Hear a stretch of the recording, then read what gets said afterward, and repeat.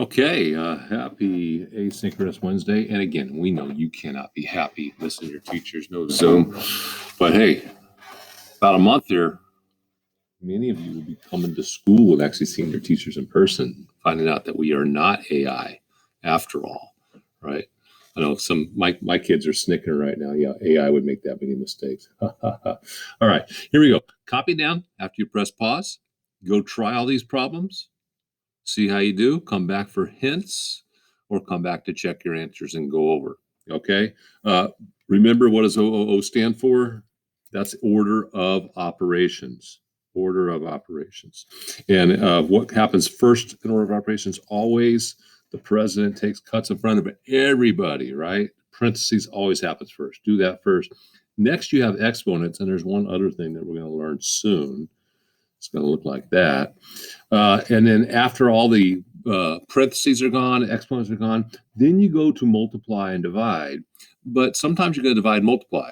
Now, that's why that arrow is there. These are equals. Whichever one lines up first goes first. Okay, but they will always take cuts in front of subtracting and adding. And again, subtracting and adding, they have the arrow there. They're going last. And if you have subtracting and adding, whichever one lines up first goes first. Okay. All right. We'll see you in a bit.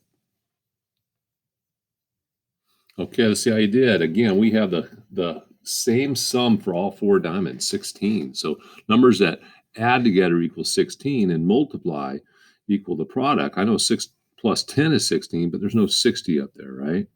How about 5 and 11? 5 plus 11. Oh, there's a 55. What's 4 times 12? That's 4 dozen, right? 4 feet is 48 inches. Okay. Is there a 3 and a 13 there? 3 times 13, 39. There is. Okay. And how about a 2 and a 14? Nope. 1 and a 15? Nope. Let's go the other way. After 6 and 10, we have 7 and 9. Boom. That's one of those 9s. And we're done.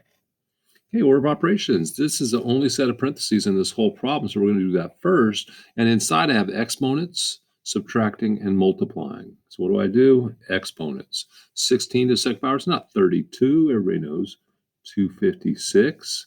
And I'm going to do this next exponent. 2 to the third power is not 6. It's 2 times 2 times 2. So 4 times 2 is 8. And now what do I have left in this parentheses? I have subtracting and multiplying. What comes first?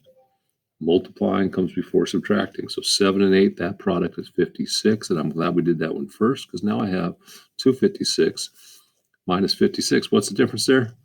200. Okay, now what am I going to divide that by? Let's go do our exponents here. 5 to the second power is not 10, it's 25.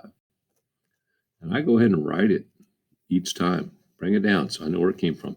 3 to the fourth power is not 12. It's 3 times 3 times 3 times 3. 3 times 3 times 3 times 3. Well, I take these two 3s and make a 9. These two 3s make a 9. And 9 and 9 live long and prosper, 81, right? And 9 to the second power is also 81. So what does that mean? That whole thing just becomes a 1. Okay? And also this, I don't know if you recognize, the same exact number on the top as on the bottom. That's going to make a 1. That looked hard, but was easy, huh? Now I just have to divide here. How many 25s going to 200? 8. 8 plus 1, and then minus 1 ends up being the big old snowman, letter 8. Okay? All right. Parentheses first. I have this set. I have this set. Inside this set, I have this set. Let's work our way inside out. 2 to the 6th power. Anybody know figure out what that was? That is 64. I'm sorry. That's 2 to the 6th power. 6 to the second power is 36. And those numbers go together to make a nice even 100. Now, exponents. 5 to the second power is not 10, it's 25. 2 to the second power is 4. You can do it wrong, get it right. I multiply before I subtract, and I have 100 minus 100. What does that make? A big fat 0. And I am glad I did this one first. Why? Because it doesn't matter what that is, huh? I'm going to have 0 times that. 0 times that is 0. So my answer ends up being, what is that? That's pi. That's your answer. Don't change it to 3.14. I didn't say round your answer. And 3.14 is pi rounded to the hundredths place. Okay, that's what that symbol means.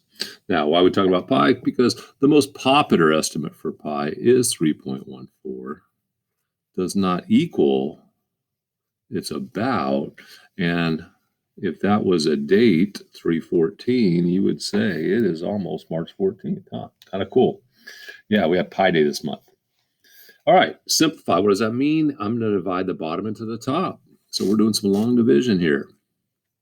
Remember how to do it? Okay, so first I see this 3 going to 1. It doesn't. So my first number, it goes into 11. My first digit of my answer is going to be above that second one. 3 goes into 11. How many times? 3. Okay. And 3 times 3 is 9. And I subtract now. What do I do now? Bring down the next number. And then 3 goes into 27. A nice perfect 9 times, right? Because 9 times 3 is 27. And I'm done. My answer there is 39. 4 into 93. 4 goes into 9 2 times. I put a 2 up there. Now I go 2 times 4. I subtract. And now what do I do? Bring down the next number. After you subtract, you bring down the next number. 4 goes into 13 3 times. 3 times 4 is 12. I subtract. And now I could add a decimal and a 0 and bring the decimal up, 0 down, and keep going and get a decimal. Or I could take my remainder and put it on top and bottom. It's going to be what was on outside. Fourths, 23 and 1/4. Okay, 5 into 111. 5 goes into 11 twice because that's 10. Subtract. 5 goes into 11 twice, and that's another 10. My remainder goes on top. My denominator, when I started, divisor, goes on the bottom, 22 and 1/5. 9 into 37 goes 4 times. 4 times 9 is 36. My remainder goes on top, divisor on the bottom, 4 and 1/9. Okay, you want to double check your work? Take these if you want and use the C method, times and plus. 9 times 4 is 36 plus 1, 37 over what? Over 9. That's where we started. Okay, all right. Area of a triangle. Don't forget, it's half times the base times the height. What's the height here? 6. What's the base? 8. So I'm going to go 1/2 times 6 times 8. 1/2 times 8 times 6. I can do 6 times 8, get 48. Take half of that. What's that? 24. I can take half of the 6, get 3. 3 times 8, 24. I can take half of the 8, times it by the 6. 4 times 6, 24. Now, what are my units? Area is always square units. What's the height? What's the base? How tall is it? 7. How wide is it? 14. I can take half of 14, right? 1/2 of 14. It's even, so that's nice and easy. Half of 14 is 7. What's 7 times 7? 49. What are my units? Square meters. And what's the height? What's the base? The height is 8. The base is 8. The base is 12. 1/2 times 12 times 8. I could do 12 times 8, get 96, and divide it by 2. But what's easier? Take the biggest even number. Half of 12 is 6. What's 6 times 8? 48. What's my units? Okay, hope I didn't do that too quick. Hopefully this wasn't too late. Have a good day, everybody.